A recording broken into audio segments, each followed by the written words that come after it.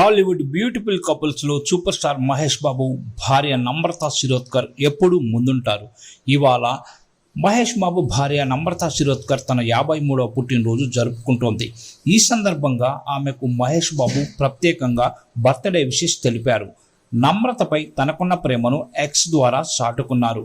Happy birthday NSG. నా జీవితంలో ప్రతిరోజును ప్రకాశవంతంగా నన్ను మరింతగా ముందుకు నడిపిస్తున్నందుకు ధన్యవాదాలు. సమాజంలో మీరెప్పుడు అద్భుతమైన మహిళగా రాణిస్తారు అంటూ మహేష్ ఫోటో షేర్ చేశాడు. దాంతో సూపర్ స్టార్ ఫ్యాన్స్ ఆమెకు విషెస్ చెప్తున్నారు. హ్యాపీ బర్త్డే నమ్రత మహేష్ అంటూ ట్విట్టర్లో పోస్టులు పెడుతున్నారు. మహేష్ తో పాటు కుమార్తె సితారా ఘట్టంనేని కూడా విషెస్ తెలిపింది.